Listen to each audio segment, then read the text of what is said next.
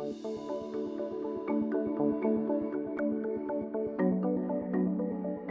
have you created? Like, who are you? Like, at the core of it, how do you see yourself? I think we live in a world today where people create who we are to us in our own minds. Our families and friends create us. The media we consume creates us. And I think everyone will agree that we have so many influences, but who's the you're trying to create or have tried to create over the last few decades? So I would say tuning into myself and being honest with myself, and anything I can do to get closer to understanding what I like and why I like it, and what I don't like and why I don't like it, is helpful in the work that I do. Yeah, I love that idea of almost like a personal check-in or a sense check. And it's interesting, we do it after we eat food. Like, you know whether you liked a restaurant or you didn't like a restaurant. Or it's automatic with automatic. Food. It's funny because I've been asked about, like, how can you be so confident in your opinion?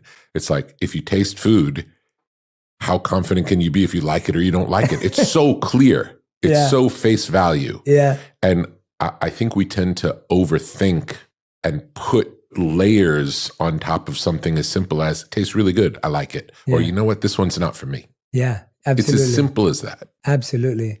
What, in your opinion, has made us so addicted to wanting to become someone that people like and often go against who we truly are? You just said you like to sense that authenticity and feel how you feel.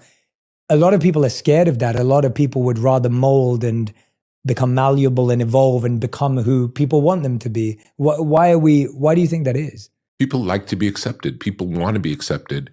And I'm suggesting in the book that the best way to be accepted is to be yourself. It's not to change yourself to what someone else thinks. First of all, you don't really know what someone else thinks. And if you're not genuine to yourself, there's like nothing is there. It's just a projection or a mask. It's not true. We generally struggle as humans to entertain two opposing ideas. We struggle to understand the nuance that someone can be kind but also be assertive, or someone can be complex yet really compassionate. Like, there can be these paradoxes that exist. I was reading recently about how black and white TVs are not really black and white. They're shades of gray. There is no black and white pixel. It's really, really minute shades of gray that are changing. So were you always that way, always that curious? Did that start somewhere? Does that come from parents? Where did that come for you? I'm intrigued. I would say I've always been open-minded. Earlier in my career, I probably had more of a view of, I know how to do it. Like, I know my way. And my way was fine. But over the years, I've realized that my way isn't necessarily the best way. It's just one way. And there are many other ways that are great.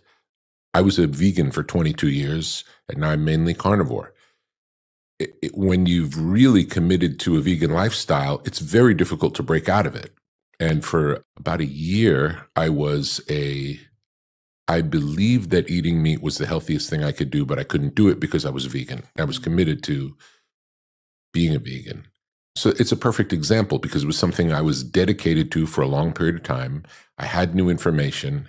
It was hard to change. It was hard to break out of it. But as we get new information, we have to evolve. How can we live in an old belief? If you believe the same thing that you believed 20 years ago about everything, I don't know that you're living. And so we've got to have that openness and the ability to question. A curiosity about, what's it like if my view of the world is wrong? What does someone else know? What can I learn from? Not to disregard what someone else thinks. Like, why do they think that? I know there's something I can learn from someone who sees it differently than me, and I want to understand it. Yeah. Why do you think we don't feel worthy of anything, not just making art, but so many of us, I think, feel a sense of like, we're not worthy to do what we love. We're not worthy to share our purpose or our passion. There's a sense of, we don't want to give ourselves. I think there's a mythology that the people who make things that we love are special people. And that we think that they're, the people on Mount Olympus, and they're these magic people who are geniuses. And then there's the rest of us.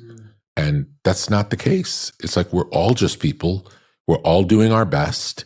We all are good at some things, not good at other things. We're humans. And sometimes we find a way to make something beautiful. Mm.